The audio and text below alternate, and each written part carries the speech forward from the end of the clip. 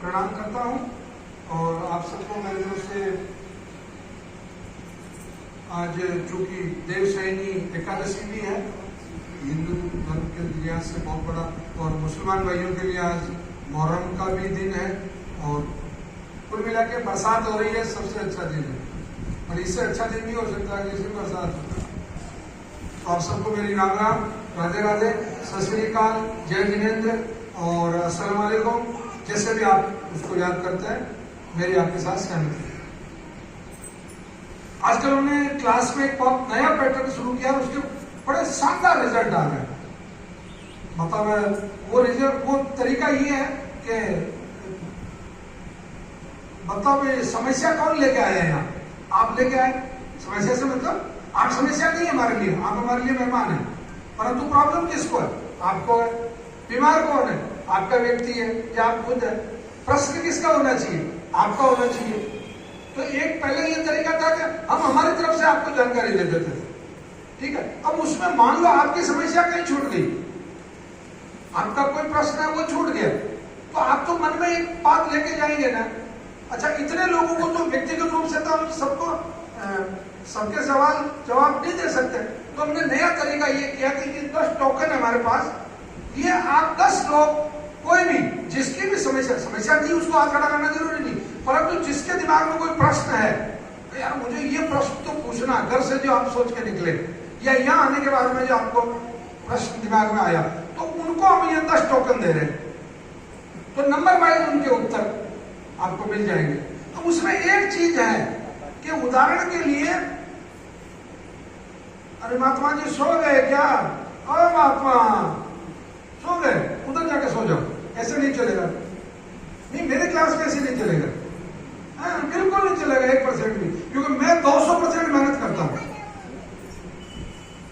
सुने आप? हाँ, ये नहीं चलेगा। नहीं, सोना मना नहीं है, वहां जाकर सोना नहीं, तेरी व्यवस्था करेंगे, वो बंदा भी सोया हुआ है, आप भी सो सकते हैं जाकर, ऐसा कोई प्रॉब्लम नहीं।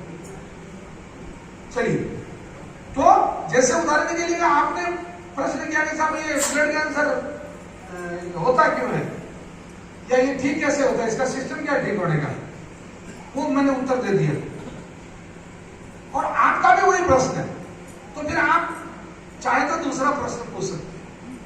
और आपके दिमाग में बैठे बैठे एक प्रश्न आ गया और अपन ऐसा करते किडनी के लिए पूछ लेते हैं या लिवर के लिए पूछ लेते हैं, तो आप पूछ सकते, ठीक है। तो चलो शुरू करते हैं। एक तो अपने फोन सब साइलेंट कर ले, फ्लाइट मोड पे कर ले, बीच में डिस्टरबेंस नहीं होना चाहिए। दूसरा, ये क्लास जब खत्म हो तो आप एक काम बहुत महत्वपूर्ण है जो करना है आप सब लोगों को, ये जितने फ्लैक्स लगे हुए हैं इन सबके फोटो खींचने हैं और ये सब फोटो आपके मोबाइल में तब तक रहने चाहिए जब तक आपका मोबाइल रहता है। आज बहुत खुशी हुई मेरे को, मैं आपको एक बहुत अच्छा एग्जाम्पल बताऊं। ये अंकल बैठे, 1 मिनट प्लीज, आप यहाँ आओ, 1 मिनट आओ, क्यों? अरे 1 मिनट आओ,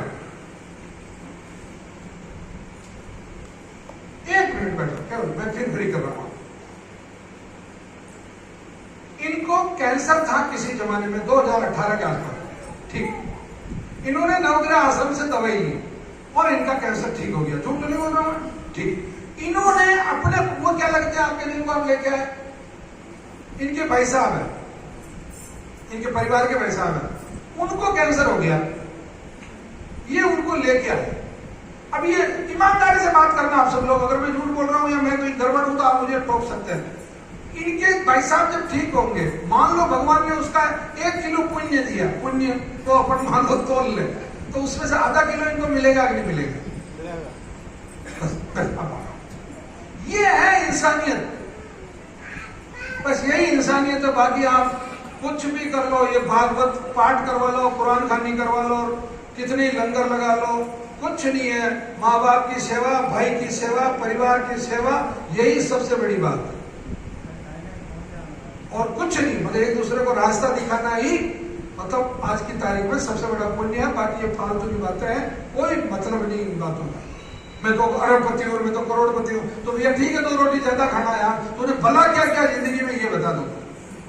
तो ये सबके फोटो खींचने हैं और ये फोटो खींच के ये उन लोगों को भेजने हैं कि जिन लोगों को ये गलतफहमी है कि मुझे तो सब कुछ आता है, उनको कभी तुझे सब कुछ आता है, परंतु ये छोटी सी जानकारी मेरे पास है, इतने लोगों को नोबेल प्राइज मिला कैंसर पे, ये खाने की चीजें हैं, और ये खाना शुरू कर दे तुझे कैंसर ही नहीं होगा। बहुत सारी बात करते हैं ना कि यार भाई साहब कैंसर होने का डर है यार मेरे को, नहीं कोई डर नहीं, वो जो लिस्ट है वो लिस्ट खाना शुरू कर दे तू, वो सब्जियां खाना शुरू कर दे, वो फल खाना शुरू कर दे, वो दाल खाना शुरू कर दे, गया कैंसर। तो जो कैंसर को वो चीजें ठीक कर सकती है तो उनके खाने से तो कैंसर होने का सवाल ही नहीं, वो सिंपल बात है ना। ओके, तो ये प्लीज इनके सबके फोटो खींचना आप लोग, और ये बहुत जरूरी है और लोगों को जानकारी दें आप। अब चलो हाथ खड़ा करें और उनको हमारे पंडित जी टोकन देंगे। अरे प्रश्न पूछना शर्म की बात थोड़ी है, ये तो और जागरूकता की बात है। उनको भैया कहते हो, चलो पंडित जी ये देते जाओ इधर से। हाँ,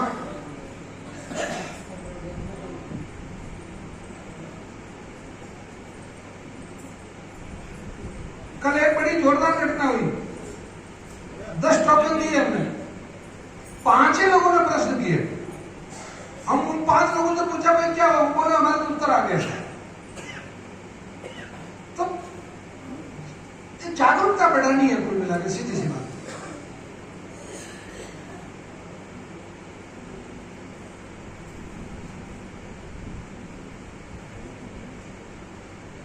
और कोई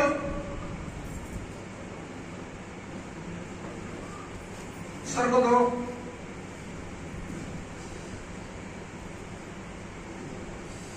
जो अपनी पत्नी के लिए औषधि लेके जाता है उसको बहुत पुण्य होता है।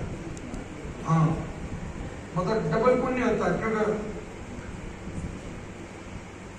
हाँ मानसिक शांति मिलती है बिल्कुल। चलिए शुरू करें। सबसे पहले मैं आपको 4-5 ऐसी सामान्य जानकारी है जो कैंसर के बारे में आपको होनी चाहिए, वो मैं पहले बता दूं। पहले बहुत सामान्य जानकारी ये है कि अभी WHO ने पिछले करीब ये 6 महीने पकड़ दो उसको, 6 महीने में एक एडवाइजरी जारी की है। उस एडवाइजरी का नाम है 21 डेज, 21 दिन। वो 21 दिन ये है कि अगर आपके शरीर में कोई भी असामान्य गतिविधि, असामान्य गतिविधि का मतलब सीधा ये हुआ कि जैसे आपको खांसी चल रही, आपने फिजिशियन के पास गए, आपने सबसे पहले तो आप कब सिरप लेके आ गए, खांसी नहीं रुकी। फिर आप फिजिशियन के पास गए, फिजिशियन ने आपको दवाई लिखी, फिर भी खांसी नहीं रुकी। और ऐसा होते होते 21 दिन हो गए, 3 सप्ताह हो गए। आपके रेक्टम में से खून आ रहा है, मान लो लेट्रिन में से खून आ रहा है, आपने दवाई ली, डॉक्टर से भी दवाई ले ली और खून नहीं रुका। आपको खांसी चल रही, नहीं रुकी। आपको आपकी उम्र 51-52 साल हो गई, कोई महिला है, लेडीज है, उसका मतलब उसके पीरियड्स बंद हो गए, माहवारी बंद हो गई, फिर भी मान लो ब्लीडिंग होनी शुरू हो गई। या आपको कोई गांठ है, ब्रेस्ट में है, या कोई आदमी है जिसके गले में कोई गांठ है, या आपको गले में गिटकने में कोई तकलीफ हो रही है, आपने दवाई ली फिर भी ठीक नहीं हुआ, आपने और कोई तरीका किया फिर भी ठीक नहीं हुआ, और 21 दिन निकल गए। तो WHO ने यह एडवाइजरी जारी की कि अगर इस तरीके की असामान्य परिस्थिति अगर 3 सप्ताह तक आपको बनी रहती है, तो अगर आपको जिंदा रहना है तो आप, और अगर आपको कैंसर जैसी खतरनाक समस्या से नहीं जूझना है, तो आपको तुरंत कैंसर की जांच करवा लेनी चाहिए। और जांचें क्या है, जो मैं आपको बहुत सिंपल तरीके से समझा देता हूं। सबसे पहला तरीका, मैं खुले रूप से आप लोगों को निवेदन कर रहा हूं, ओपनली, और बल्कि चैलेंज सबसे ज्यादा अच्छा नहीं लगता, और मैं कह रहा हूं, मुझे कॉन्फिडेंस है, मेरे डॉक्टरों पे कॉन्फिडेंस है, आप केवल CBC करवा लो। अगर आपकी CBC से पता नहीं चल जाए आपको कैंसर है नहीं, बोलो आपकी ब्लड कैंसर WBC बढ़ के आएगी, आपकी कैसे नहीं आएगी। आपको मान लो जैसे कोई भी ब्रेस्ट कैंसर है, आप मार्कर टेस्ट करवा लो, CA 15.3, वो आपका बढ़ के आ गया, पता चल गया ना, खून की जांच हो गई आपकी, पता चल। और ज्यादा से ज्यादा आप कर लो, मान लो जैसे ब्रेस्ट कैंसर का डाउट है, मेमोग्राफी करवा लो, आराम से पता चल जाएगा। आपको जैसे मान लो खून का नमूना दिया, पेशाब का नमूना दिया, उसमें आपको पता चल जाएगा आपको क्या प्रॉब्लम है। और अधिक से अधिक कर लो, एक कैंसर के इलाज में 18-20 लाख रुपए या 40-50 लाख रुपए लगाने के बजाय, अगर आप शुरू में मान लो 20-25 अधिक से अधिक में मान लो 10,000 रुपए अगर आप जांचू में भी खर्च कर देते हैं और आपको पता चल जाता है और आप 3 महीने 4 महीने में ठीक हो जाते हो। ये वेरी एडवांस स्टेज में आए थे, ये बंदा बैठा जुड़ने नहीं तो जो ये बुलाया था, इन्होंने 90 दिन में अपना कैंसर क्योर कर लिया बोले। तो ये इनके लिए कितना अच्छा रहा, ना तो ज्यादा लंबे समय तक दवाई लेनी पड़ी और इन्होंने 90 दिन में अपनी रिपोर्ट नॉर्मल कर ली, बात खत्म। तो ये बहुत जरूरी, 21 दिन समझ में आ गई बात। एक ये सामान्य जानकारी। दूसरी, ज्यादातर लोगों के दिमाग में ये बिल्कुल गलत फहमी भरी हुई है कि कैंसर छूत की बीमारी है। कैंसर बिल्कुल छूत की बीमारी नहीं है, नहीं है, नहीं है। छूत की बीमारी क्या है? टीबी है, वो बैक्टीरिया से होती है। छूत की बीमारी कोरोना है, जो वायरस से होती है। छूत की बीमारी हेपेटाइटिस बी है, जो वायरस से होती है। छूत की बीमारी HIV है, जो वायरस से होती है। छूत की बीमारी खुजली है, दांत है, ये है जो एक दूसरे के कांटेक्ट में आने से होती है। छूत की बीमारी पैसा कमाने की है, जो गलत दोस्तों के साथ रहने से होती है। छूत की बीमारी तेरे से निपट लूंगा ये है, तो ये दादा लोगों के साथ रहने से होती है। छूत की पैर लटका लो ना आराम से। अरे बड़े महावर लगाए हैं भाई, क्या बात है। हाँ, अरे वो कुर्सी तोड़ रहे थे इसलिए यहाँ बिठाना पड़ा इनको। अब टूट रही थी कुर्सी में, 2 बार आवाज आती थी। 95 किलो है ना। हाँ, नहीं बैठे तो ये नहीं, कैंसर आ रहा है इसलिए, ये तो मैं मजाक कर रहा हूँ, दीदी है इसलिए। ऐसा व्यवहार रखो पेशेंट के साथ या अपने परिवार के लोगों के साथ। 24 घंटे ये कैंसर का ये माला जपना बंद कर दो बिल्कुल। ओके, कैंसर का कोई वायरस नहीं है, कोई फंगस नहीं है, कोई बैक्टीरिया नहीं है, कोई निमेटोड नहीं है, कोई कोशिका नहीं है, मतलब बाहर से आने वाली कोई सेल नहीं है। सब खेल आपके अंदर का है। आपने गलती की और उस गलती की सजा मिल गई। पहली गलती, तंबाकू खाई, गुटखा खाया, बीड़ी पी, हुक्का पिया, तंबाकू बना के खाई, मावा बना के खाया, और उड़ीसा वालों ने गुड़ाकू खाया, या जहां भी आप दुनिया में जहां भी है तंबाकू के संपर्क में आए, चाहे धुआं चाहे पाउडर, गया कैंसर। दारू पिया लगातार, हो गया कैंसर। समुद्र का सफेद नमक खाया लगातार, हो गया कैंसर। रिफाइंड ऑयल खाया लगातार, हो गया कैंसर। रेड मीट खाया लगातार, चिकन बकरे का मीट ये वो खाया, हो गया कैंसर। तो गलतियां जो की, मतलब एक सीधी सी दूसरी बात यह है कि कैंसर छूत की बीमारी नहीं है, पहली बात। और दूसरी बात, किस्मत खराब होने से कैंसर नहीं होता है, आदत खराब होने से कैंसर होता है। जिनको कैंसर नहीं है वो आज पल्ले बांध लो, ऐसे यूं गांठ लगाते थे पहले, यूं शहर में जाते थे, भाई ये सामान लेके आना मैं भूल जाऊंगा, तो वो अपने धोती के पल्लू के ऐसे गांठ बांध देता था यूं ऐसे। फिर वो उसको देखता था यार क्या, और यार मेरे को रोबोर लेके जानी, और वहां रोबोर।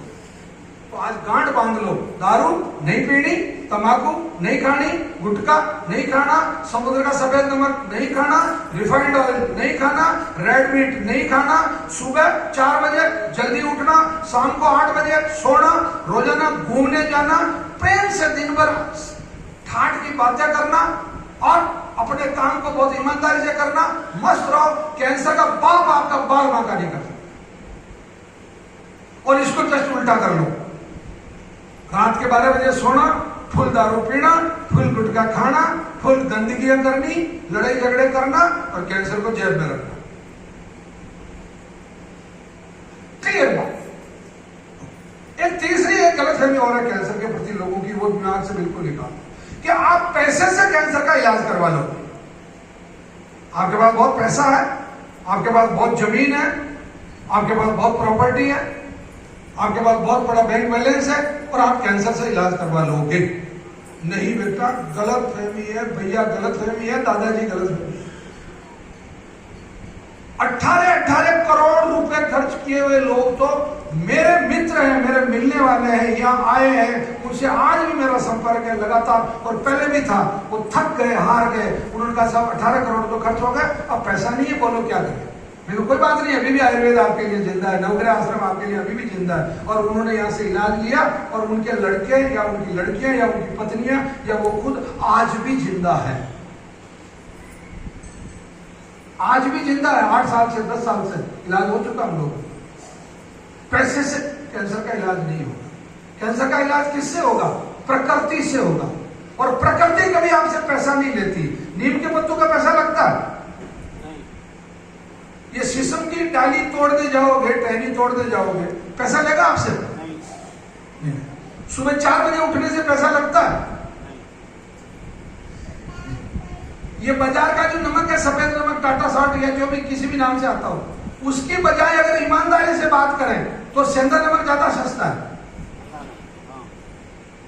रिफाइंड ऑयल, अच्छा इसका ये हिसाब भी लगा लो, अकाउंट्स के लोग आप सब हिसाब लगाते हैं। आप 125 रुपए किलो का तेल खाओ रिफाइंड, और साल में 2 बार बीमार हो जाओ, और उस बीमारी में 20-20 हजार रुपए 2 बार लगा दो, और इधर 300 रुपए लीटर का कच्ची घानी का तेल निकलवा के खाओ, परिवार में कोई बीमार नहीं हुए और लठौर हो जाओ। दोनों में फायदे का सौदा कौन सा है? प्योर तेल निकलवा के खाने वाला। तो पैसा कभी कभी खर्च करो तो अपने पे करो यार, इस पे अच्छी चीजों पे करो, सलाद पे करो। आज मेरे एक दोस्त ने बहुत शानदार व्यंग लिखा है, मेरा एक बहुत प्रिय दोस्त है केजी कदम, जो हमारे भीलवाड़ा भास्कर के लिए हर संडे पे वो एक ऑटोडोर लिखते हैं, व्यंग लिखते हैं। आज उन्होंने लिखा कि आदमी इतना सो गया है कि वो सोया ही सलाद ऑर्डर कर रहा है जोमेटो को। मतलब खाट में सोया सलाद का ऑर्डर कर रहा है, मतलब इतना आलसी हो गया वो। मतलब ये स्थिति है। चलो अब आते हैं अपन कैंसर।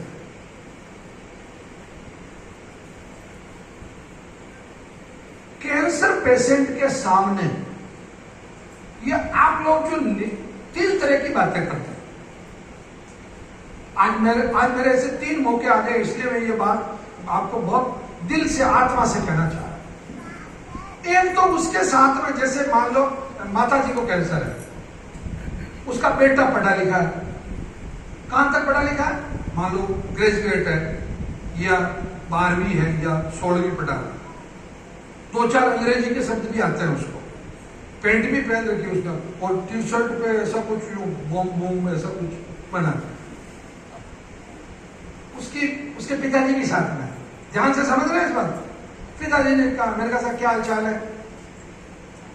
ठीक है, ये इसको थोड़ा प्रॉब्लम है, ये थोड़ी ये गांठ है। अब वो बेटा सब कमजोरी बहुत है, कैंसर है, बहुत परेशानी है, ठीक हो जाएगी कि नहीं होगी, कि सब मरेगी तो नहीं। ये मेरे बाप, तेरे को ये डायलॉग किसने बताया? और तू ये बात पेशेंट के सामने कर रहा है।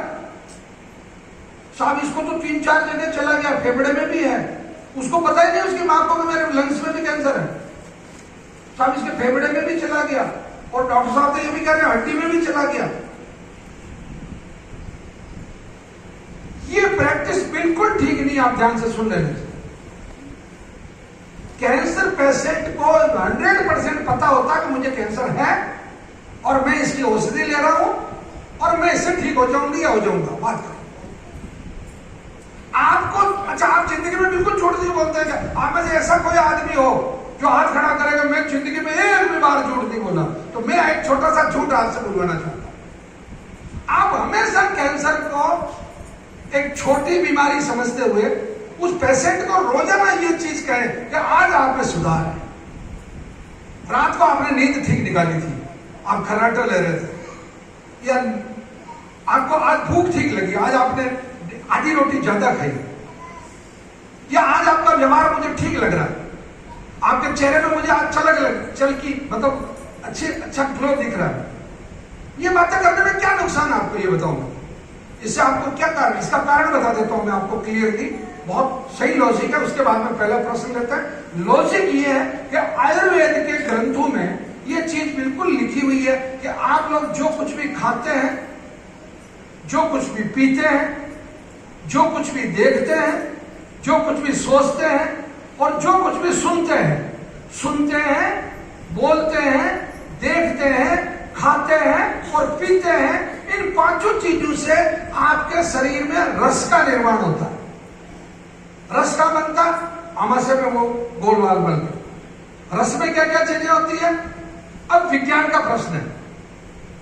विज्ञान कहता है कि आपके रस के अंदर विटामिन है, प्रोटीन है, कार्बोहाइड्रेट्स है, मिनरल है, फैट है, फाइबर है और कई ऐसे पोषक तत्व हैं जिनके या तो नाम मालूम है या अभी तक नहीं खोजे गए, परंतु वो सब चीजें हैं। उस रस से क्या बनेगा? रक्त बनेगा। रक्त से क्या बनेगा? मांस बनेगा।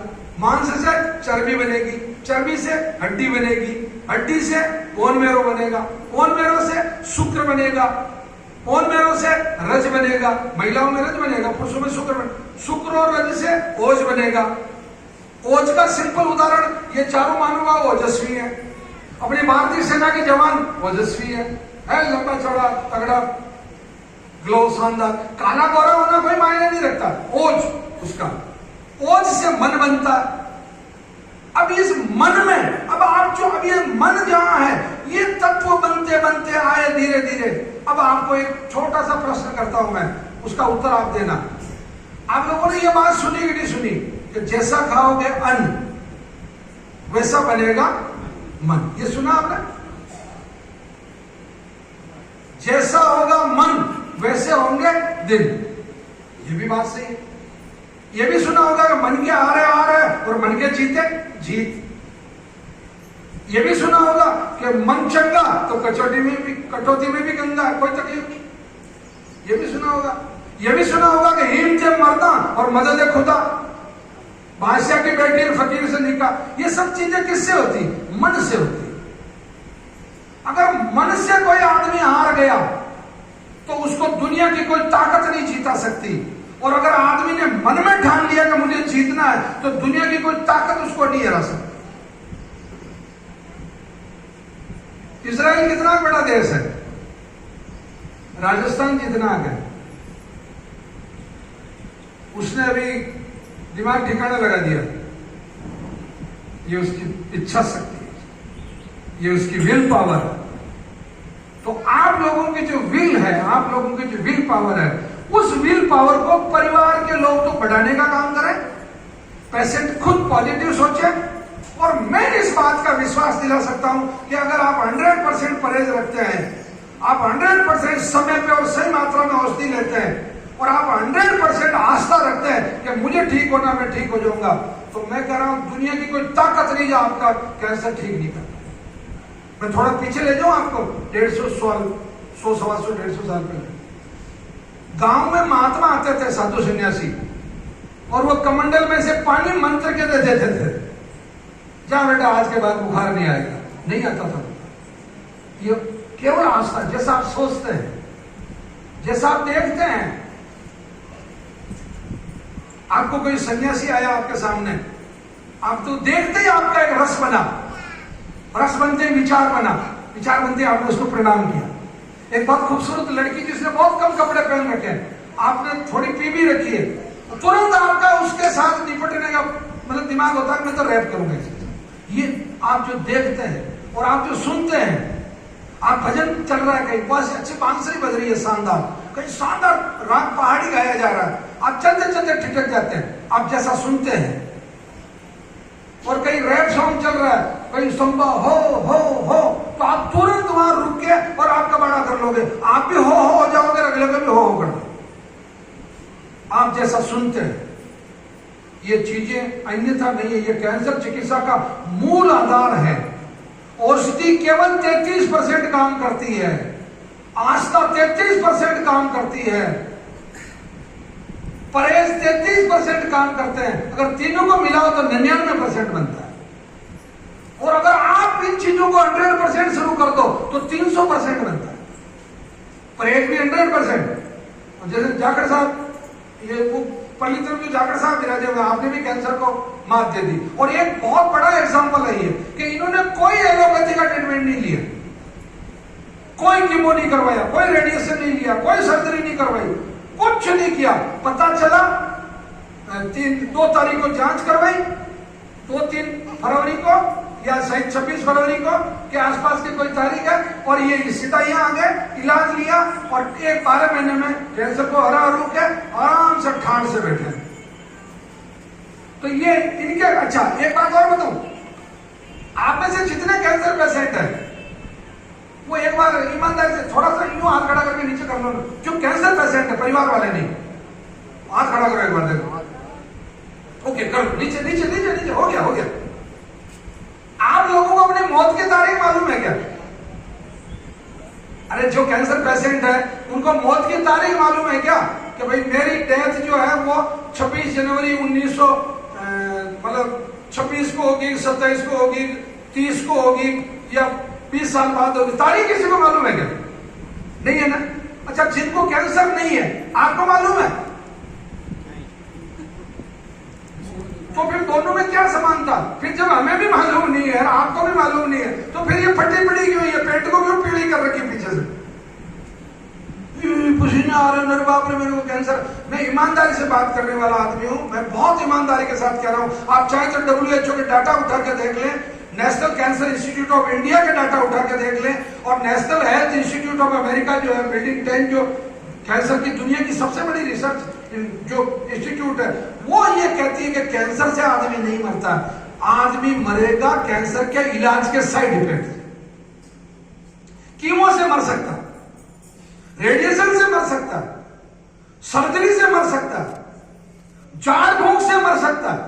मान लो झाड़ फूंक में जैसे उसको कोई बस में दे दी या कोई ऐसी कोई गलत चीज दे दी, उससे पेशेंट मर सकता है। परंतु कैंसर से 90% कैंसर तो एग्रेसिव ही नहीं होते हैं, नॉन एग्रेसिव कैंसर होते हैं, बढ़ते ही नहीं, अजगर की तरह पड़े रहते हैं 40-40, 50-50 साल आपके शरीर में, वो कुछ बिगाड़ते ही नहीं। और अगर आपकी इम्यून सिस्टम अच्छा, आपका रोग प्रतिरोधक क्षमता अगर अच्छी है, तो आपका कैंसर अपने आप ही ठीक होता रहता है। कैंसर को ठीक कौन करेगा? आपका शरीर ही तो ठीक करेगा, आपकी रोग प्रतिरोधक क्षमता ही तो ठीक करेगी, बाहर से कौन आएगा? तो सीधी सी बात, ये सामान्य जानकारी थी आपके लिए कैंसर की। समय पे दवाई लेनी। भाई ये मोबाइल किसका बज रहा है दादा? बासा खा करो शान ए बेटा तुम वन ओशान को ना रे उनको तुलसी पर वन वही चार्ज में बटाने दे वन। हाँ होता है, देखो गांव का व्यक्ति है और उनके जमाने में तो शिक्षा भी नहीं थी, उनके मतलब मेरी उम्र के है वो, तो हमने तो चिमनी देखी है, बिजली आते हुए देखी है हमने, ब्लैक एंड व्हाइट टीवी पहली बार इंडिया में जब लॉन्च हुआ वो दिन देखा हमने, रेडियो सुनते थे, बिजली आती हुई देखी, ये खंबा क्या होता है, ये तार क्या होता है, फिर ये और उस जमाने में तो ये बल्ब आते थे पीले पीले, बिल्कुल लाल जैसा जूता था, और थोड़ा वो जूत जाए तो ठीक है, नहीं तो वो यूं पता चलता था कि वहां बल्ब है। तो वो जमाना, आज एक टेक्नोलॉजी के साथ तो है कम से कम व्यक्ति, आज अपने परिवार से अपने बेटों से बात तो कर सकते हैं, अच्छी बात है, कोई बुरा नहीं है। इसलिए ऐसे लोगों पे कभी हंसना नहीं चाहिए, है तेरे को ये आता ही नहीं, क्या नहीं आता? उनको जो झापट मार नहीं आती वो आपको नहीं आती, अगर वो एक मार दे तो दूसरे की जरूरत ही नहीं है। उनको गेहूं पैदा करना आता, उनको कपास पैदा करना आता, उनको गन्ना पैदा करना आता, अपने को नहीं आता। तो अपना अपना संसार है, आपको कंप्यूटर के डाटा आते हैं, मुझे नहीं आता, बात करो। मैं मुझे थीटा बीटा गामा और A+B का होल स्क्वायर आता है, आपको कॉमर्स वाले को नहीं आता, हिंदी वाले को नहीं आता, ये सब अपना अपना संसार है। चलो प्रश्न नंबर 1 पूछिए।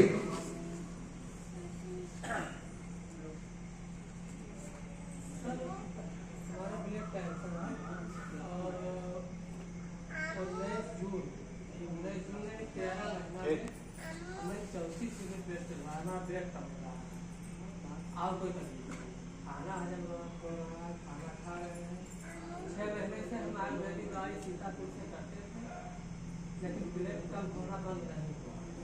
हर महीने 2-3 यूनिट 4 यूनिट करवाना, खून चढ़ाना पड़ता, और 2-3 महीने से यहाँ पर सर्दी के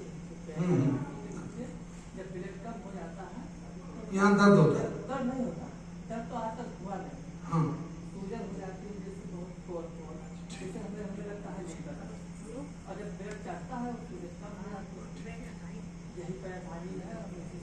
ठीक बैठिए, बहुत अच्छा प्रश्न का। एग्जैक्टली क्या होता है कि ब्लड कैंसर में 90% ब्लड कैंसर में जो जिम्मेदार इंस्टीट्यूट होता है वो होता है आपका बोन मैरो। जो बोन मैरो है, जिसको अपना अस्थि मज्जा बोलते हैं, वहीं आरबीसी बनती है, वहीं डब्ल्यूबीसी बनती है, वहीं प्लेटलेट, मतलब ये खून का बनाने का जो डिपार्टमेंट है वो वहां है। वो डिपार्टमेंट क्या करता है कि आपके उसको जो खून उसको बनाना चाहिए, मतलब जिस क्वालिटी का और जिस साइज का, मतलब जैसे आपके आरबीसी, इसको यूं समझ लो कि आपकी लाल रक्त कणिका है, अपना खून लाल होता है इसलिए कि उसमें आरबीसी होती है, वो लाल रंग की होती है, ठीक है, और वो एक निश्चित मोटाई की होनी चाहिए, उतना बिल्कुल गोल होनी चाहिए, उतनी ही मोटी होनी चाहिए।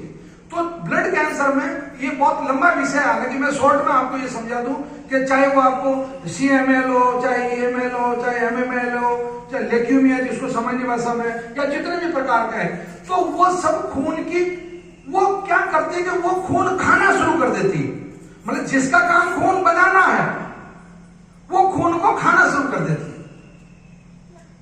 एक दूसरा, वो सिकल सेल की तरह यानी कि चपटी चपटी कोशिकाएं बनाना शुरू कर देती है, मतलब जो उसको अच्छी क्वालिटी का खून बनाना चाहिए वो कमजोर क्वालिटी का खून बनाना शुरू कर देती है। दूसरा, तीसरा, जब आपके शरीर में कैंसर होता है तो पूरी बॉडी के अंदर आपका WBC कम ज्यादा होगा, RBC कम ज्यादा होगा, और धीरे धीरे वो खून आपके शरीर में कम होना शुरू हो जाता है। अब आपको यहाँ जो दर्द होता है वो एग्जैक्टली सबसे बड़ा जो पार्ट है अपनी बॉडी का, वो तो है लीवर। लीवर के आसपास में उसी का एक जो है, जो स्प्लीन और जो अंग है उसके आसपास ब्लू रिबन वगैरह का जो डिपार्टमेंट है, जब खून कम पड़ेगा तो किसी भी शरीर में, किसी भी कोशिका में, किसी भी अंग में जब खून कम होगा तो आपको उसमें या तो सोजिश आएगी या दर्द होगा। इनको दर्द नहीं होता, सोजिश आती है। अब आप ये जो ट्रीटमेंट लोगे यहां से, यहां पहली बार आए हो, ठीक, अब आप यहां से जो ट्रीटमेंट लोगे उसमें क्या होगा कि अब तक जो एलोपैथी वाले वो आपको केवल गोली दे रहे थे, मतलब गोली से मतलब आपको गुमराह नहीं कर रहे थे, मतलब टैबलेट दे रहे थे या कैप्सूल दे रहे थे या कीमो कर रहे थे, क्या इलाज दे रहे थे वो?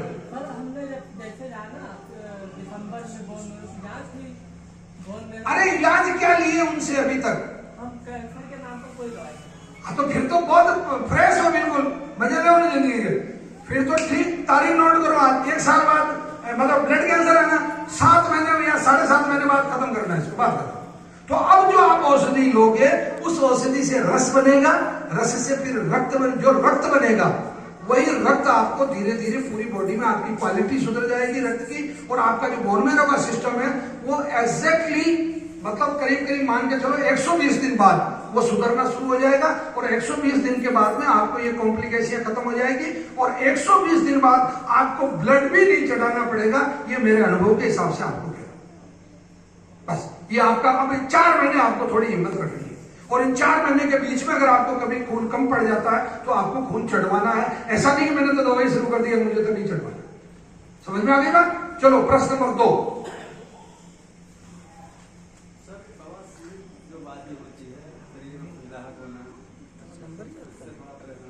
शरीर में खुजलाहट होना, खुजली, जैसे पनीर की सब्जी या कोई मसालेदार भोजन खाया गया, उसके लगभग 5-6 घंटे 12 घंटे से 12-14 घंटे तक रहती है, उसके बाद अपने आप ठीक हो जाती है जी।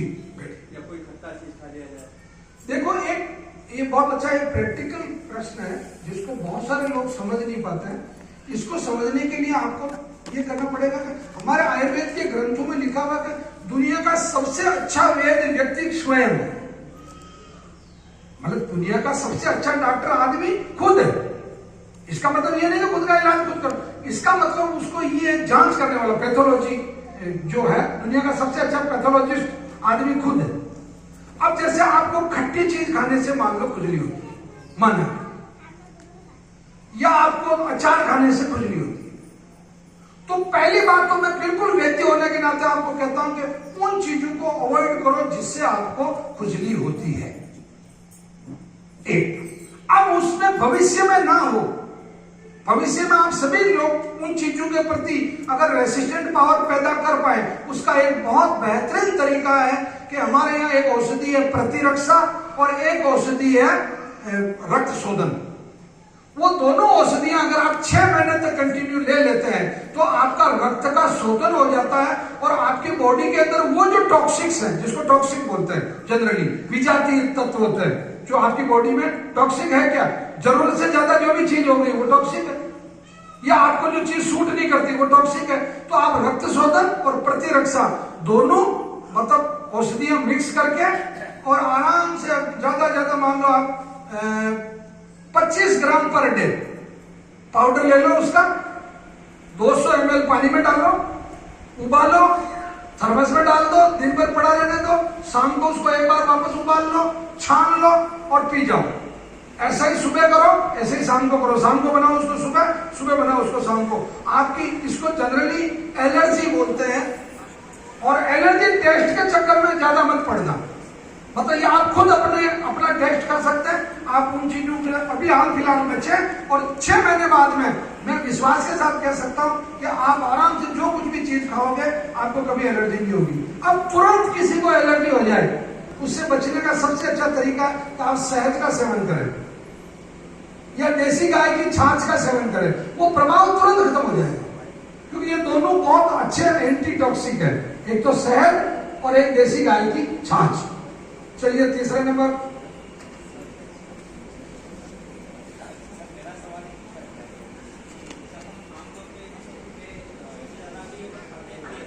हाँ थोड़े पास आ जाओ, जवान आदमी हो यार, घर वहां सुन जाना चाहिए आदमी।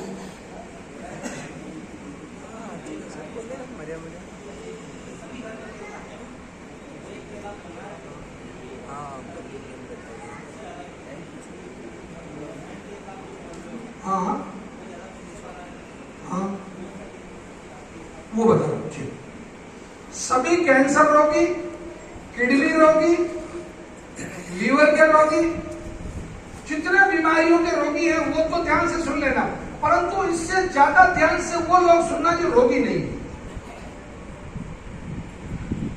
जितने परिवारों में रिफाइंड ऑयल खाया जाता है, वो जाति से चाहे मौलवी जी हैं, चाहे पंडित जी हैं, चाहे जाट साहब हैं और चाहे कोई से साहब हैं, लाट साहब हैं, वो जो परिवारों में रिफाइंड ऑयल खाया जाता है वो सब परिवार मांसाहारी है। आप सब मांस खाने वाले हो, जो रिफाइंड ऑयल खाता है वो सब, क्योंकि रिफाइंड ऑयल के अंदर कुत्ते की चर्बी है, गाय की चर्बी है, भैंस की चर्बी है, मछली की चर्बी है और बचा हुआ पाम ऑयल का कचरा है।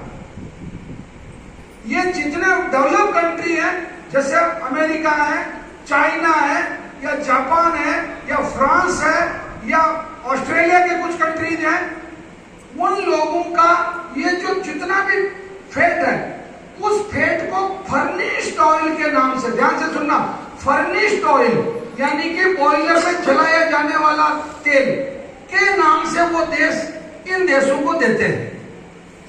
जो डेवलपिंग कंट्री है या पिछड़े हुए देश है, जैसे बांग्लादेश हो गया, भारत भी ले रहा है, भारत भी उसमें गलती कर रहा है, ईमानदारी की बात है, और बाकी श्रीलंका वगैरह छोटे मोटे देश तो म्यांमार वगैरह ये तो ले ही रहे।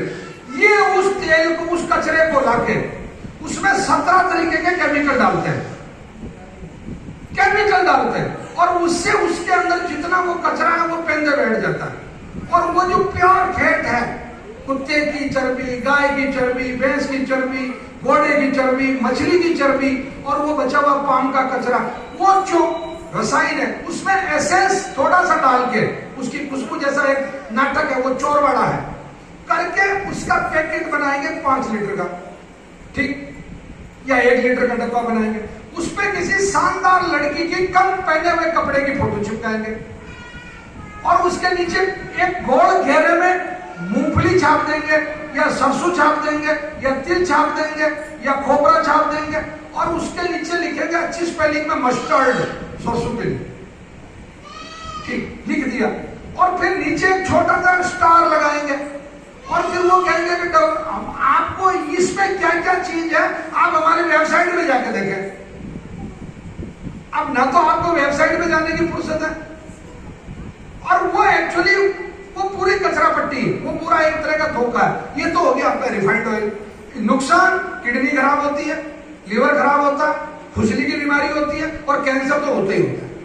ये तो हो गया रिफाइंड ऑयल की सच्चाई, ठीक। और नीचे उन्होंने लिख रखा शर्तें लागू, कंडीशंस अप्लाई। वो एक बहुत बड़ा हथियार है। बोले साहब हमने तो लिख रखा शर्तें लागू, अगला कुएं में गिर रहा तो गिरे, मैं क्या करूं। पहले पुरानी फिल्में आती थी, अडल्ट फिल्में आती थी, जिसको नंगी फिल्में आती थी, तो वो बाहर लिखते थे भाई इतने साल के बच्चे को टिकट नहीं मिलेगा। फिर भी मान लो कोई जाकर टिकट लेके अंदर बैठ गया तो गिर कुएं में मर दो। तो सेम वही कानून इनको भी बचाता। अब आते हैं अपन तेल पे। ओरिजिनल तेल क्या होगा।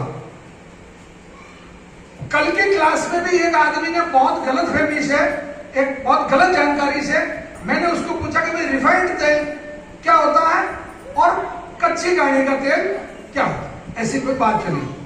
तो उन्होंने सीधा जवाब दिया कि साहब सरसों का तेल कच्ची घानी का तेल। आप लोगों में से कितने लोग सहमत है कि सरसों का तेल कच्ची घानी का तेल। चलो ये बहुत अच्छी क्लास है, आप इंटेलिजेंट लोग हैं। एग्जैक्टली सरसों का तेल कच्ची घानी का तेल नहीं होता है। कच्ची घानी, पहले तो घानी का मतलब जिस मशीन से तेल निकाला जाता है, वो मशीन चाहे बैल से चले, चाहे मोटरसाइकिल से चले, चाहे बिजली से चले, और चाहे इंजन से, डीजल के इंजन से चले, उसमें इनको पीला जाता है, पिलाई की जाती है, मतलब क्रश किया जाता है, दबाया जाता है। अब तेल आप ऐसा कीजिए, सबसे बेस्ट तेल का फॉर्मूला दे रहा हूं मैं आपको। अगर आप उत्तर प्रदेश के रहने वाले हैं तो सरसों आपके लिए सबसे बेस्ट है। आप बिहार के रहने वाले हैं, सरसों सबसे बेस्ट है। आप मध्य प्रदेश के रहने वाले हैं, सोयाबीन और मूंगफली आपके लिए सबसे बेस्ट है। आप गुजरात के रहने वाले हैं, कपासिया और मूंगफली सबसे बेस्ट है। आप राजस्थान के रहने वाले हैं, तिल आपके लिए सबसे बेस्ट है। आप कर्नाटक, तमिलनाडु, आंध्रा, केरल के रहने वाले हैं तो खोपरा यानी कि नारियल आपके लिए सबसे बेस्ट है। आप महाराष्ट्र के रहने वाले हैं तो मूंगफली और खीरडी और सूरजमुखी आपके लिए सबसे बेस्ट है। यानी कि आपने जिस रीजन में आप पैदा हुए, रीजन आपका जो क्षेत्र है, उस क्षेत्र में जो तेल की फसल पैदा होती है, उस तेल की फसल को 10 किलो खरीदिए, बाजार में जाके मूंगफली खरीद लो, तिल खरीद लो, जो भी आपके क्षेत्र का है, उसको कच्ची घानी वाला जो भी वहां है। और आजकल मैं आपको एक और बताता हूं, बहुत सस्ता सौदा, महंगा नहीं है। आजकल इसकी मशीन भी आती है, जो छोटी मशीन आती है घर पे इस्तेमाल करने की, उसमें आप डालो, आपका तेल निकल जाएगा। और वो जो केक है, उस केक को जानवरों को खिला दो, भले यानी कि खड़ जो है उसकी, वो खिला सकते हैं आप। अब मरने से कितना डर लगता है आदमी को, इसका सबसे अच्छा उदाहरण मैं हूं। हमारे नवग्रह आश्रम पे पिछले 8-9 साल से हमने गाड़ी ला के रखी है, कच्ची गाड़ी। किसी को देखनी हो तो जाकर देख लेना, वो कच्ची गाड़ी, मतलब गाड़ी है, वो बिजली की मोटर से चलती है, वो गाड़ी है, उसमें वो ऐसा गोल गोल घूमती है और तेल निकलता है सीधी सी। अब आप 10 किलो तेल वो बीज लीजिए। मोटा मोटी फॉर्मूला ये है कि उसका करीब करीब 33% कम से कम और 40% ज्यादा से ज्यादा तेल सभी में से निकल जाता है। यानी आपने जैसे 10 किलो तेल लिए तो 4 किलो तेल के आसपास मतलब आपको मिल जाएगा, 3.5 किलो 4 किलो। सरसों लिया तो वो भी 3-4 किलो के आसपास निकल जाता है। उस तेल को ना तो गर्म करवाना है और ना उस तेल को कोई केमिकल डालना है। वो जो गंदला हुआ तेल है, वो जो बूदड़े रंग का तेल है, वो जिसमें बिल्कुल 1 रुपए का सिक्का डालो तो सिक्का नहीं दिखेगा, रिफाइंड में 1 रुपए का सिक्का डालो तो सिक्का पलट दो, सिक्का क्या दिखेगा, साफ बिल्कुल कांच की तरह। तो वो जो कांच की तरह है वो आपकी फोटो कांच में लगवा देगा, और जो गंदला है वो आपको जिंदगी भर धुंधला नहीं होने देगा। ये तेल का। अब आपका एक प्रश्न होना चाहिए, कच्ची गाड़ी कहां मिलेगी। तो मेरे हिंदुस्तान के दोस्तों, आप ईमानदारी से उत्तर देना। लाल अक्षरों में एक बोर्ड है जिसमें केवल इंग्लिश लिख रखा है, इंग्लिश और बोर्ड है और लाल अक्षर में लिख रखा है। इसका मतलब वो किसकी दुकान है? किसकी दुकान है? अंग्रेजी शराब की। बिल्कुल सही उत्तर है। जब आप में इतना दिमाग है कि आप लाल अक्षरों में इंग्लिश लिखी हुई दुकान को जानते हो, यहाँ बैग पाइपर मिलती है, यहाँ टीचर्स मिलती है, यहाँ ठर्रा मिलता है, यहाँ देसी दारू मिलती है, यहाँ ढोला मारू मिलती है, यहाँ ब्लैक डॉग मिलती है, और ज्यादा पैसे में थोड़ा दम है तो 100 पेपर्स मिलती है। जब इतना दिमाग है तो फिर कच्ची गाड़ी ढूंढने में तो कोई मुश्किल ही नहीं था। ढूंढ लोगे ना? ओके, चलिए भैया नेक्स्ट 5 नंबर।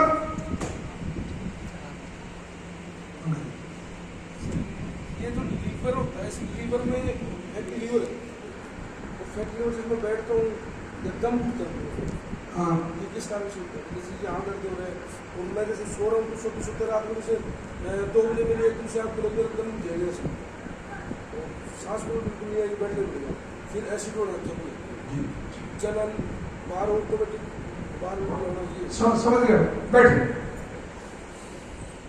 इनका बड़ा मौलिक प्रश्न है, मतलब कोई बीमारी नहीं फिर भी बीमारी, मतलब अच्छा प्रश्न है। सबसे पहला, लीवर अपने शरीर का सबसे बड़ा अंग है, ठीक? लीवर टॉक्सिक बैंक है, आपकी बॉडी में जितना टॉक्सिक है उसको लीवर इकट्ठा करके रखता है और वो थोड़ा थोड़ा उसको रिलीज करता जाता है। अब जो व्यक्ति का वजन जरूरत से ज्यादा, यानी कि ओवरवेट जिसको कहते हैं, एक काम, उसका लीवर भी ओवरलोड है। ओवरवेट किस आदमी का होगा? 3 लोगों का ओवरवेट होगा। नंबर 1, जो आदमी कच्ची भूख में खाना खाता है, मतलब घड़ी देर के खाना खाता है, 9 बजे के खाना खा लेते हैं, नहीं भूख नहीं लगी तो 9 क्या बजी, 4 बजे की तो नहीं खाना, बात खत्म। भूख लगने पर खाना खाना शुरू करो, पहला इलाज। दूसरा, सुबह 4 बजे उठ के कम से कम 4 किलोमीटर वॉक करके आओ, नंबर 2 इलाज। नंबर 3, आज के बाद में यहां से कसम लेके जाओ कि मैं गेहूं की रोटी नहीं खाऊंगा, मैं खाऊंगा तो या तो जौ की रोटी खाऊंगा या बाजरे की, या कुट्टू, रागी, सामा, भगा, सिंगाड़ा, साबुदाना, मतलब ये जो श्री धान्य है इनकी रोटी खाऊंगा। और कहीं कुछ भी नहीं मिल रहा, दिमाग काम नहीं कर रहा, तो बाहर बहुतान का एक काउंटर है, वहां से आप बहुतान का 5 किलो का पाउच ले लीजिए, पूरे महीने चल जाएगा, क्योंकि उसके 100 ग्राम आटे में करीब 900 कैलोरी के आसपास है, ठीक? अब तीसरा, आप भैंस का दूध पीना बिल्कुल बंद कर दीजिए, जितने लीवर की प्रॉब्लम वाले लोग हैं। आपके लिए दूध है बकरी का, भेड़ का, ऊंटनी का या फिर गाय का, अमूल का। अगर गाय घर में नहीं है तो अमूल का जो काउ मिल्क आता है वो पी सकते हैं। सभी कैंसर पेशेंटों के लिए कॉमन बात है ये। आप लोग कैंसर पेशेंट ये मत सोचना कि भाई हमारे लिए, हमें तो बता ही नहीं रहे, ये आपके लिए है। वो तो भैया तो एक माध्यम है, उन्होंने तो एक तरीका, मतलब वो तो एक निमित्त बने, बाकी प्रश्न आप ही लोगों का है ये, ठीक? तो आप इनका दूध पीना शुरू कीजिए। लीवर पेशेंट, जिसको भी लीवर कैंसर है, या जिसका भी लीवर फैटी है, या जिसका भी लीवर सोराइसिस है, या जिसका भी हेपेटाइटिस बी है, मतलब लीवर संबंधित जितनी समस्याएं हैं, कैंसर से लगा के सामान्य से सामान्य समस्या तक जितने लीवर के पेशेंट हैं, वो सभी लीवर के पेशेंट ध्यान से सुन लेना। सबसे उनका बड़ा दुश्मन है नमक, सफेद नमक बंद कीजिए, सेंधा नमक शुरू कीजिए। दूसरा, ये रिफाइंड ऑयल, जो भैया का प्रश्न था, रिफाइंड ऑयल बंद कीजिए, सिंपल ऑयल शुरू कीजिए।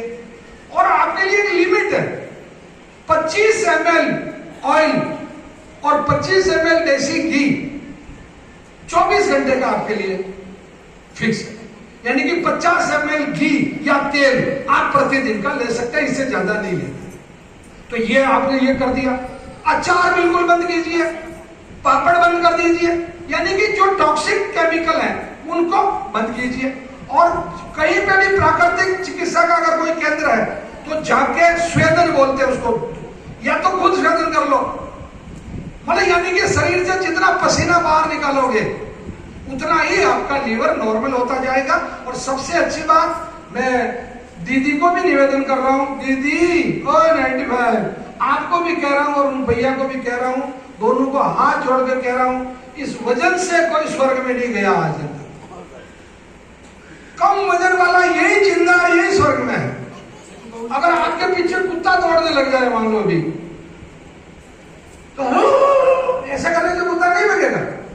हाँ, आप अगर रेस लगा ली, बच गया, नीचे झुकने के लिए पत्थर लेना पड़ेगा, भाई पत्थर मारना कुत्ते को तो नीचे झुको, और आप ही गिर गए नीचे।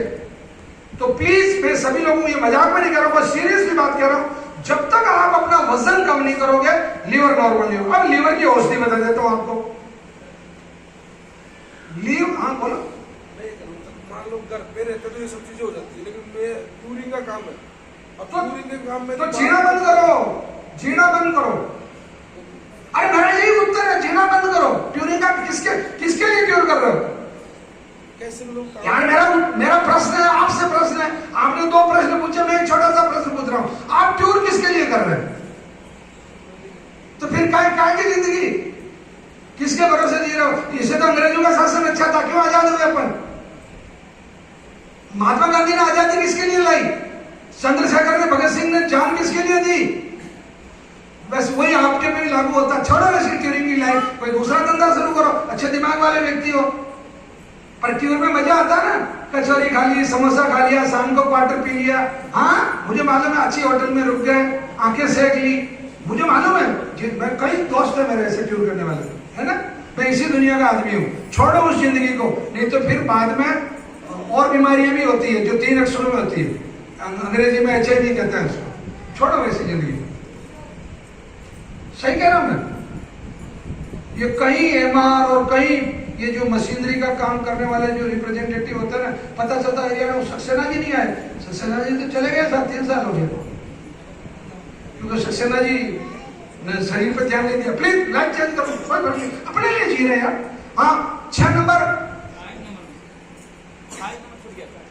हाँ जो भी है, हाँ प्रणाम।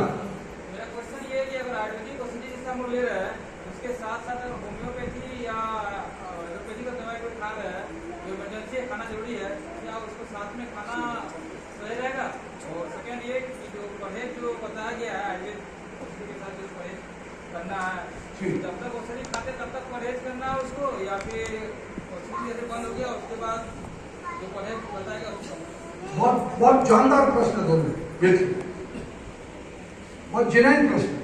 पहला प्रश्न का बहुत सिंपल उत्तर है, आयुर्वेद की औषधियों का किसी भी पैथी की, किसी भी पैथी, एलोपैथी, होम्योपैथी, नेचुरोपैथी, सिद्धा, इवन की योगा और इवन की शिवा रिपा और दुनिया की जितनी भी पैथीज हैं, जितनी चिकित्सा पद्धतियां हैं, उसका आयुर्वेद की औषधियों से कोई भेदभाव नहीं। इसका सबसे बड़ा कारण कि आयुर्वेद की जितनी औषधियां हैं, वो सब औषधियां आप पैदा हुए उसी दिन से ले रहे हो। उदाहरण के लिए जो हम आपको रक्त शोधन दे रहे हैं, उसमें कालमेघ है, उसमें नीम है, उसमें गिलोय है, उसमें शीशम है, ये सभी चीजें आप ले रहे हो। मतलब कहीं ना कहीं ये आपके जीवन का एक हिस्सा है। सब्जियां हैं, तो एक तो होम्योपैथी के साथ में विशेष तौर से ध्यान रखना है कि उसमें 47 मिनट का गैप हो, और एलोपैथी के साथ में भी ये ख्याल रखना है कि उसमें 45 से 47 मिनट का गैप। एक बात। दूसरा, आपको वो औषधियां भी तब तक लेनी चाहिए जब तक कि आपको इन औषधियों का प्रभाव नहीं दिखना शुरू हो। मतलब आयुर्वेद की जो आप मेडिसिन ले रहे हैं उससे आपको फायदा होना शुरू हो गया, तो आप फिर धीरे धीरे उनको स्टॉप नहीं करें, उनको टेपर डाउन करें। जैसे सीढ़ियां उतरते हैं वैसे धीरे धीरे उनको, जैसे 50 mg की गोली है, फिर 25 mg कर दी, फिर 20 mg कर दी, फिर 10 mg कर दी, फिर 5 mg कर दी, फिर बंद कर दिया। एक तो ये हो गया। दूसरा जो आपका प्रश्न था, क्या था दूसरा प्रश्न? परहेज। परहेज मैं एक बात बताऊं, परहेज बीमारी में ही करना जरूरी नहीं है, परहेज बिना बीमारी के भी करना जरूरी है। उदाहरण के लिए जैसे वो भैया का प्रश्न था, आपको खुजली होती है, तो आप जो चीजें खाते हैं उन चीजों का परहेज कर लो, ठीक। अब रात आदमी उगता जाता, अगर यार ये इतने दिन हो गए ये चीज नहीं खाई, हमारे अभी सुबह जाकर साहब कह रहे थे तो मेरा तो चुनाव चिन्नी गेहूं है, मतलब मैं तो गेहूं के बगैर मैं तो मतलब हो गया। तो मैंने आपको ये, आपने केवल ये गेहूं की छूट मांगी, मैंने इनको कहा चाहिए जितना बाजरा खाओ, चाहिए जितना ज्वार खाओ, चाहिए जितना मोट खाओ, तो ये खुश हो गए, क्योंकि मतलब एक चीज छोटी सी छोड़ने के लिए कहा था, 3 चीजें बड़ी दे दी हमने इनको। परहेज इसलिए जरूरी होता है कि कुछ ऐसी चीजें हैं जो अपने शरीर में उस बीमारी को पुनः पैदा करती है। जैसे एक छोटा सा उदाहरण बता के इसका खत्म कर रहा हूं मैं।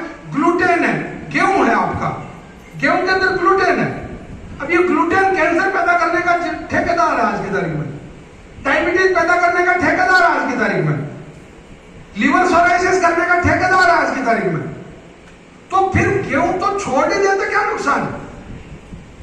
अपनी जीवन शैली ऐसी बना ले कि जहां तक संभव हो परहेज करें, परंतु परहेज अगर छोड़ना है तो हमारे डॉक्टर से या मेरे से मिलके छोड़े।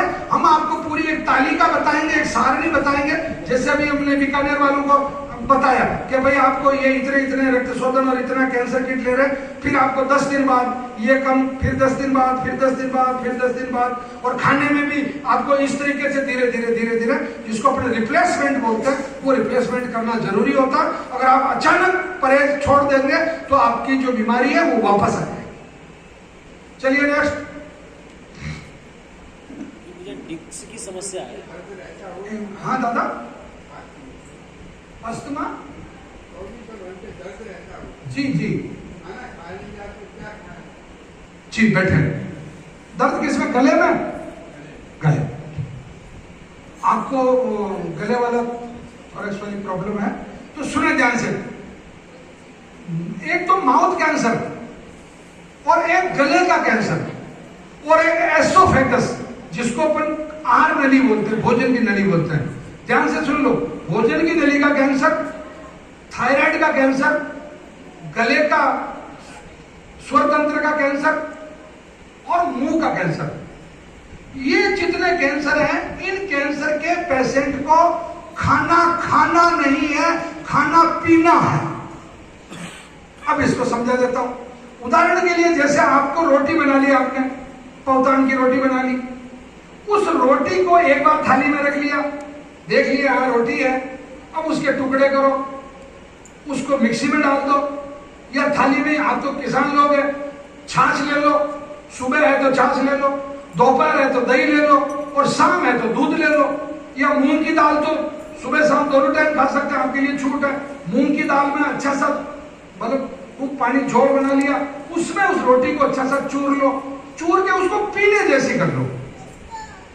तो पीने जैसी करोगे तो पीने से कोई दर्द नहीं होगा। ये अपन ये जो मूवमेंट करते हैं, इस मूवमेंट से भी दर्द होता है, एक काम। दूसरा, जब अपन यूं गिटकने की कोशिश करते हैं तो भी मांसपेशियां मतलब खिंचाव होती है। अब 24 घंटे दर्द रहता, उसका कारण ये होता है कि वैसे जनरली कैंसर में 4-5 महीने तक तो दर्द ही नहीं होता, मतलब पेनलेस होता है, ये पता ही नहीं चलता। बस सेकंड स्टेज तक तो कैंसर एहसास ही नहीं होने देता कि आपको कैंसर है। ज्यादातर मालूम है आपको, अधिकतर कैंसर 4th स्टेज और 3rd स्टेज में डिटेक्ट होते हैं, क्योंकि अपन ध्यान ही नहीं देते, वो मतलब लापरवाही समझो या कुछ भी समझो, उसकी वजह से होता है। तो आप अभी तक तो पेन किलर ले सकते हैं, जो एलोपैथी की जो दर्द की गोली आती है वो ले सकते हैं, और जब हमारी दवाई आप शुरू करोगे तो धीरे धीरे आपको मतलब 25-30 दिन में धीरे धीरे दर्द कम होना शुरू हो जाएगा, और उसके बाद में फिर आपको मतलब ये अभी तो फिलहाल तो आपको खाना खाना नहीं है, खाना पीना है, मतलब उसको लिक्विड करके पिए। नेक्स्ट। मुझे डिस्क की समस्या है, डिस्क। हाँ जी, तो मैं पहले भी आया था एक बार, हाँ, तो दवाई लेके गया तो उससे है थोड़ा सा रिलीफ। हाँ। लेकिन जब मैं यात्रा करता हूँ, अभी से ट्रेन से आया मैं उज्जैन से, तो मैं उठ नहीं पाया बिल्कुल। जी जी तो ये डिस्क की जी, हाँ, वो स्पाइन में है आपका, हाँ। साइटिका टाइप है। बैठे।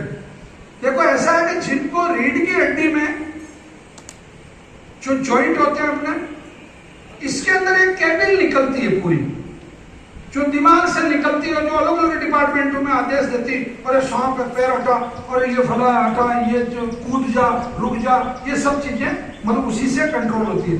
तो एक तो आप काम करें, कभी भी मोटरसाइकिल में कम से कम बैठने की कोशिश करें, पहली बात। दूसरी बात, आप किसी भी चीज को एक हाथ से उठाने की कोशिश कभी नहीं करें, मतलब कोई चीज उठानी भी है तो दोनों हाथों से उठाएं। तीसरा, आप जिस बिस्तर पे सोते हैं उसका नीचे का जो सरफेस है वो हार्ड होना चाहिए, वो कड़क होना चाहिए, मतलब बिछाने का बिछोना भले अच्छा हो, कोई प्रॉब्लम नहीं, छोटा मोटा, पर वो बिल्कुल आपका जो पोस्चर बोलते हैं उसको, वो बिल्कुल ऐसा होना चाहिए। और कम से कम तकिया लगाना है आपको, तकिया न लगाए तो ज्यादा ठीक है। पुराने लोग ऐसे सापर जितना तकिया ले लेते थे, बस इससे ज्यादा तकिया नहीं लेते थे, क्योंकि आप तकिया जब ज्यादा लोगे तो आपको ज्यादा प्रॉब्लम आएगी। तकिया के बिना मुझे नींद ही नहीं आती। हाँ, तो फिर वही बात है, मैं उनको जो उत्तर दिया वो आपको दे रहा हूँ।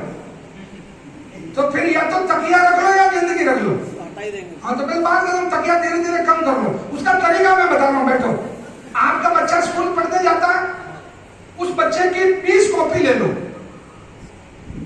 एक दिन 20 कॉपी लगा के सो लो, फिर एक दिन एक कॉपी निकाल दो 19, एक दिन फिर निकाल दो 18, फिर निकाल दो 17, एक एक कॉपी निकालते जाओ, हो गया तकिया खत्म।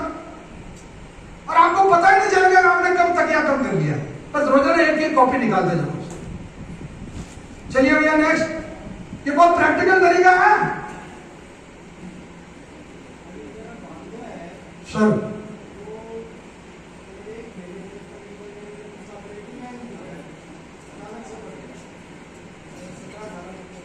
जी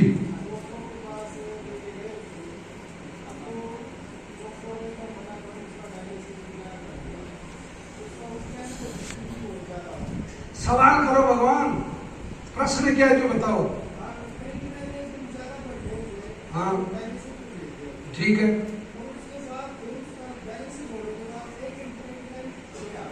हाँ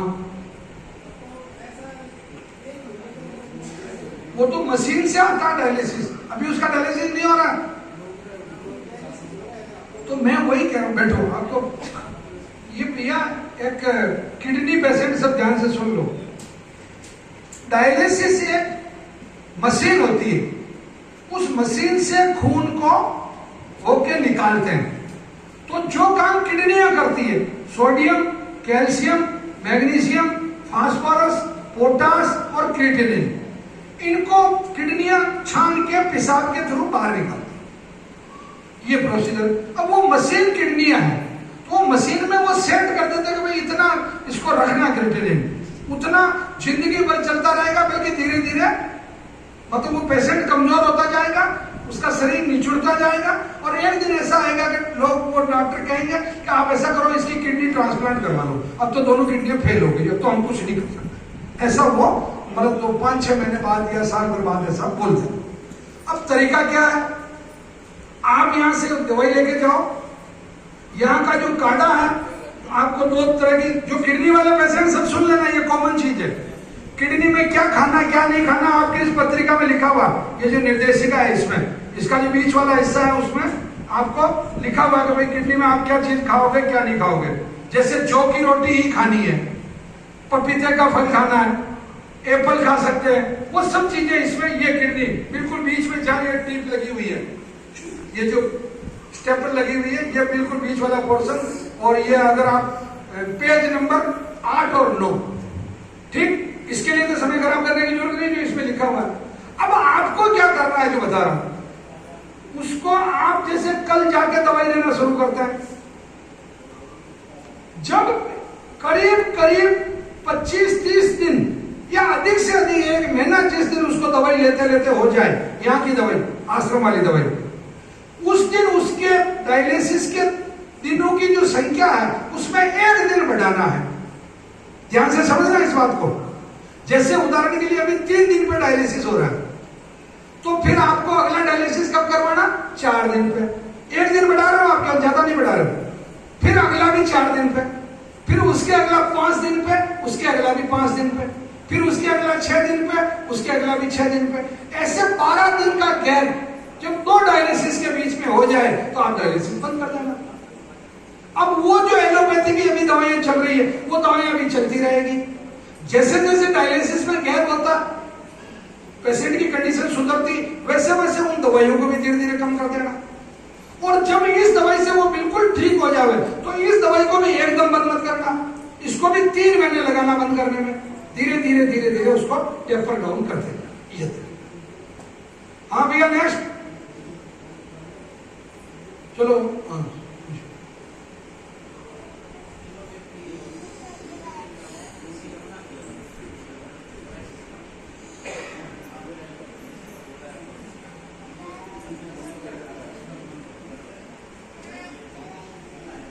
लस्सी, हाँ छाछ नहीं, ऐसा है दूध के प्रोडक्ट से कोई बहुत ज्यादा बैठा है, हाँ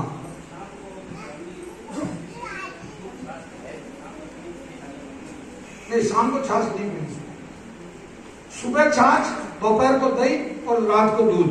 खाली पेट पी सकते ना?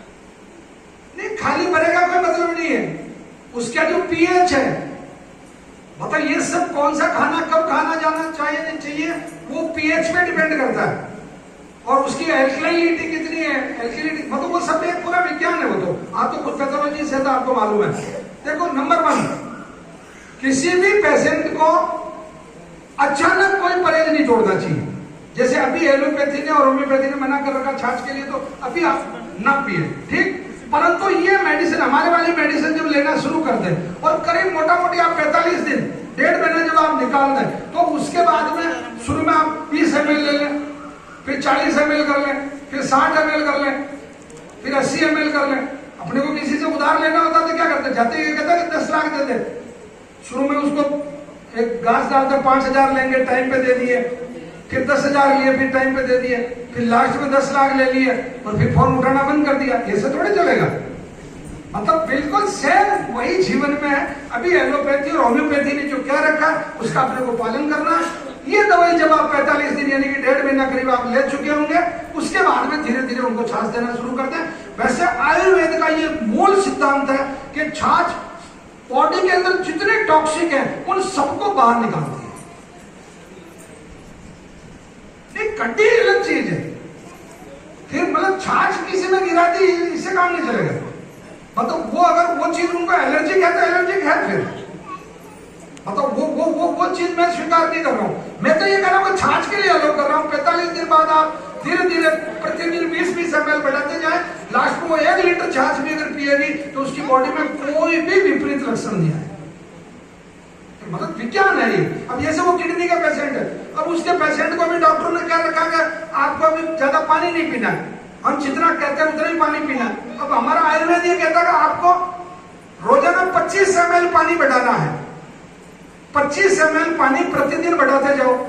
25 ml कितना होता है, आधी घूंट भी नहीं होती है। और धीरे धीरे जब आपकी उसकी प्यास बुझने लग जाए, बस उतने पानी पे जाके पेश कर दो उसको। तो धीरे धीरे जब आप करते हैं, तो आयुर्वेद का यही है कि मतलब आप चीजों को जिस तरीके से बढ़ाते हैं वापस उसी तरीके से घटाते। चलिए नेक्स्ट हो गया सर? हाँ सर, हाँ सर, हाँ गेहूं का दलिया नहीं खा सकता, जौ का दलिया खा सकता, जौ का। हाँ, और बाजरी का दलिया खा सकता, बाजरी जो मारवाड़ में, जैसलमेर और बाड़मेर में होती हो। गेहूं का तो खाना ही नहीं। और मूंग की दाल खूब खिलाएं। मतलब किडनी पेशेंट के लिए जब भी दलिया बनाए उसमें मूंग की दाल जरूर डालें। चलिए हो गया आपका सेशन। अब आते हैं अपन कैंसर के ऊपर वापस मेरी वाली क्लास में। कैंसर पेशेंट को 5-6 चीजों का विशेष पालन करना है। नंबर 1, ध्यान से सुनना, कैंसर पेशेंट ये चीजें बिल्कुल नहीं खाएगा।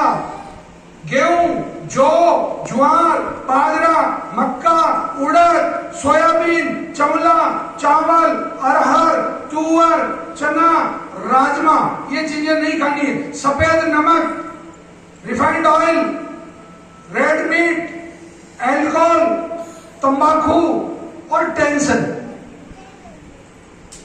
भी नहीं खानी। जितना तनाव में रहोगे उतना कैंसर आपके घर जवाई बन के बैठा रहेगा। नंबर 2, इस धरती पे पैदा होने वाली जितनी हरी सब्जियां सब पेशेंट खा सकता है। जितने कंदमूल फल हैं सब खा सकता है। जितने ड्राई फ्रूट सब खा सकता है। तो फिर ये तो खाने वाली चीजें तो खूब हो गई अपनी। अच्छा, हरे मटर खा सकता है, हरे भुट्टे खा सकता है, हरे चने के छोले खा सकता है। मतलब जो हरी चीजें जितनी भी है, हरी सब्जियां जितनी भी है, वो सब चीजें आप खा सकते हैं। छाछ खूब। अब कैंसर को जल्दी ठीक करने के लिए क्या चीजें खानी है? जितनी अधिक मात्रा में कैंसर पेशेंट गाय का देसी घी खाएगा उतना जल्दी ठीक होगा, क्योंकि उसका औज बढ़ेगा। जितनी अधिक मात्रा में शहद खाएगा उसका कैंसर जल्दी ठीक होगा। जितनी अधिक मात्रा में गन्ने का रस पिएगा उसका कैंसर उतना जल्दी ठीक होगा। जितनी अधिक मात्रा में गुड़ का सेवन करेगा उसका कैंसर उतना जल्दी ठीक होगा। यानी कि प्रकृति के करीब जितना नेचर के पास जाओगे उतना कैंसर आपसे दूर जाएगा। ये बहुत बिल्कुल डायरेक्ट फॉर्मूला है। नेक्स्ट, आप जितनी वैसे इन सबके फ्लैक्स के फोटो खींच लें, वो फ्लेक्स बहुत महत्वपूर्ण है। वो जो है जिसमें ये बता रखा ना कि ये सभी चीजें कैंसर रोगी खा सकते हैं। उनमें जो सब्जियों के नाम दे रखे हैं उनका सूप बना के पीना है, फलों के नाम जो दे रखे हैं उनका जूस बना के पीना है। वेरी सिंपल, परंतु करना है। पर ये नहीं काम चलेगा कि हाँ ये नहीं करेंगे तो चलेगा, नहीं भैया नहीं करेंगे तो नहीं चलेगा, करेंगे तो ही चलेगा। बहुत क्लियर बात है। अब एक बात और है, प्राणायाम का कैंसर में बहुत महत्व है। 3 प्रैक्टिस है। पहली प्रैक्टिस अनुलोम विलोम, केवल 10 मिनट करना है, पर करना ही करना है, आलस नहीं करना है। नंबर 2 ये करना है 10 मिनट। करना मतलब करना ही करना है, सुबह भी करना है, शाम को भी करना है। इसमें कोई आपकी पूंजी नहीं लग रही। हाँ पेट में दर्द है या कोई तकलीफ है तो धीरे धीरे कर लो, परंतु करना आपको अदालत में है। और तीसरा एक बहुत अच्छी प्रैक्टिस है, 4 सेकंड तक श्वास लेना है, 4 सेकंड तक पेट में ही रोकना है, 4 सेकंड तक बाहर निकालना है और 4 सेकंड तक बाहर ही रोकना है। अब उसको सेकंड गिनोगे, श्वास लोगे, तो उसका तरीका यह है कि ऐसे एक बार नृत्य कर लो। ये 4 सेकंड का नाम है, 1 2 3 4, 1 2 3 4, ऐसा करेगा हमने। और श्वास लेना 4 सेकंड,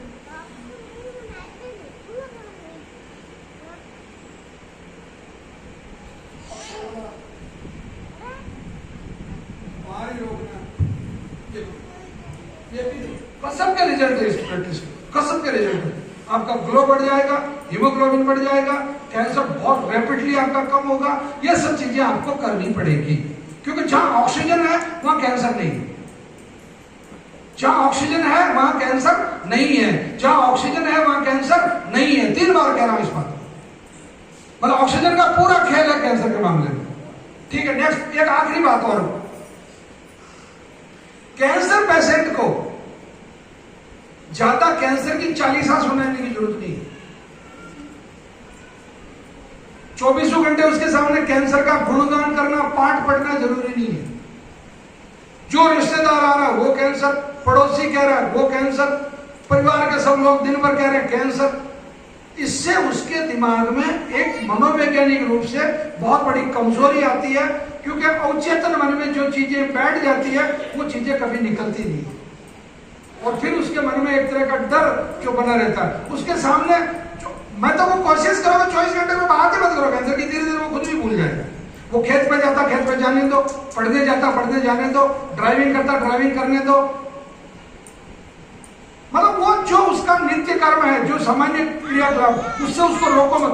खाट पे सुला दोगे तो कैंसर उसकी गर्दन पे बैठ जाएगा, सीने पे बैठ जाएगा, कंधे पे बैठ जाएगा, अगर उसने खाट पकड़ ली तो। इसका मतलब ये नहीं करेगा खाट पे नहीं सोना, मतलब कहने का मतलब उसको बीमार हो गया, खाट नहीं पकड़ दी। अब ये हुआ आज की कैंसर क्लास का पहला हिस्सा।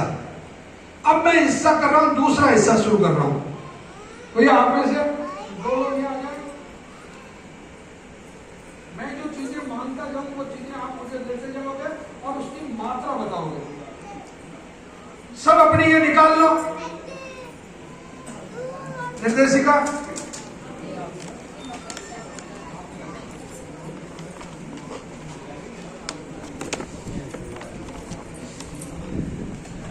इसका बहुत सिंपल पैटर्न,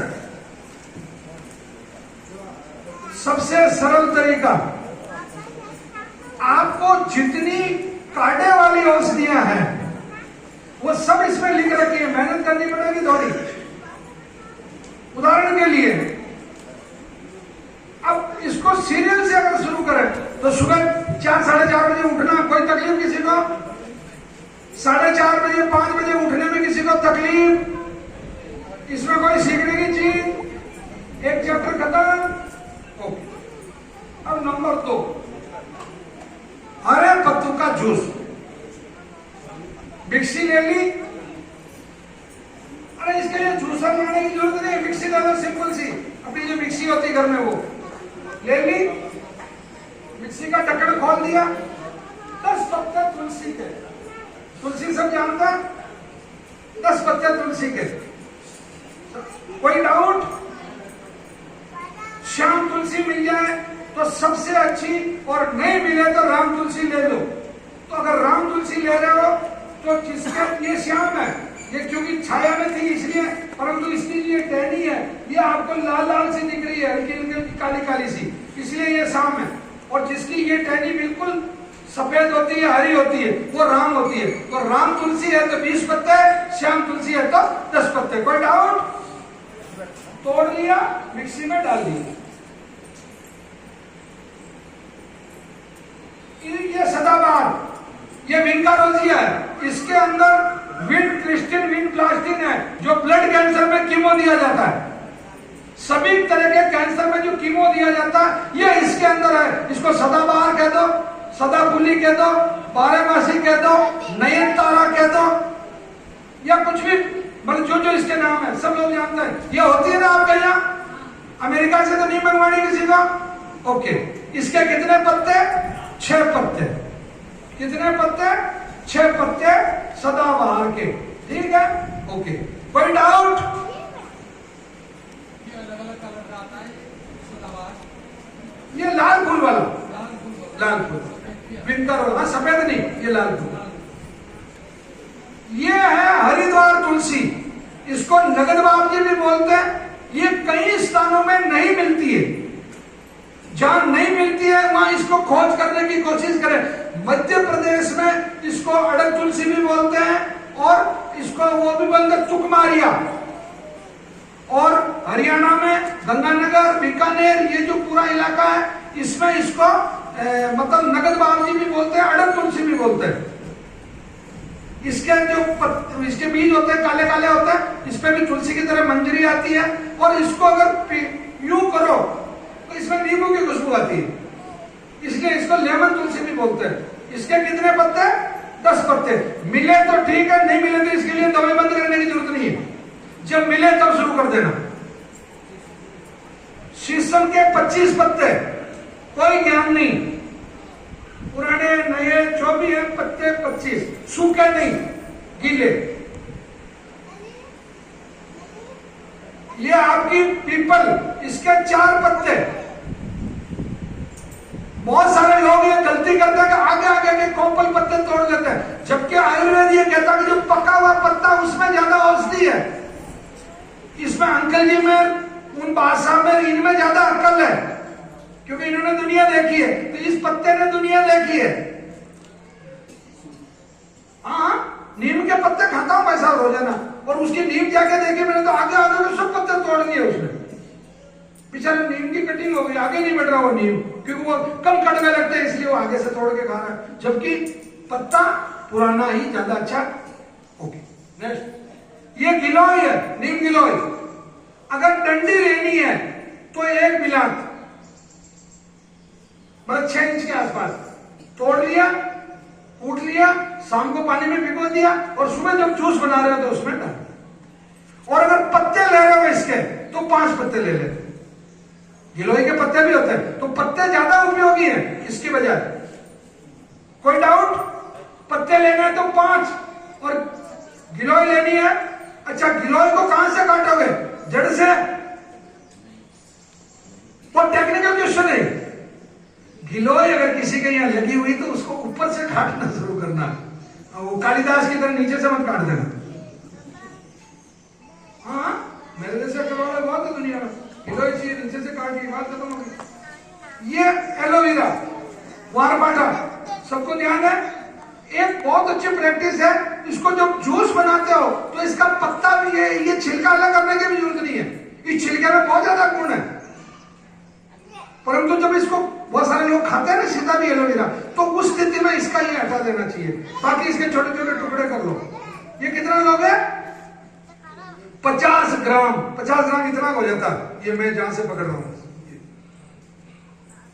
वजन होता है। कोई डाउट?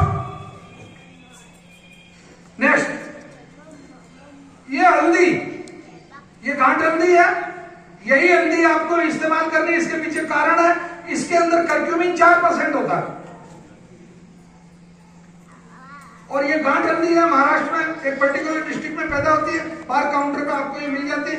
इस हल्दी को आपको घर पे जाके पहले कूट लेना, फिर मिक्सी में ग्राइंड कर लेना, फिर डब्बे में एयर टाइट डब्बे में थोड़ी सी अलग निकाल के रख लो और बाकी को बड़े डब्बे में ले लो, उससे लेते जाओ। ये जो हल्दी है, इस हल्दी को आपको ये कितना ग्राम लेनी भी है? 5 ग्राम। ठीक है। काली मिर्च लेनी है 1 से 2 ग्राम, मतलब 4-5 काली मिर्च होती है, वो मतलब आपकी हो जाती है। अब गेहूं के ज्वार है, गेहूं के जो ये लहसुन की 5 गुनी छील के ले लेना, ज्यादा अच्छा रहेगा। इतना आलस भी मत करना, डायरेक्ट ही डाल दो, ऐसे करो। मतलब इसको भी उसमें से फेंकना कुछ भी नहीं है, इनमें से कोई चीज फेंकी नहीं जानी है। इतना शानदार ग्राइंड करो उसको, मतलब पिया जाए मजे से। फिर भी छान लेना आप, क्योंकि अंग्रेजों की बात हो तो छान लेना बस। ठीक है। बाकी ये सब फाइबर है टोटल पूरा का पूरा। ये 5 गुनी लहसुन की।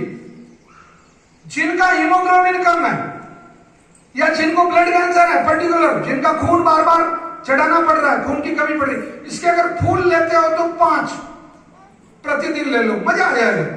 और पत्ते लेते हो तो 10, या आप उसमें मिक्सी में डाल दो।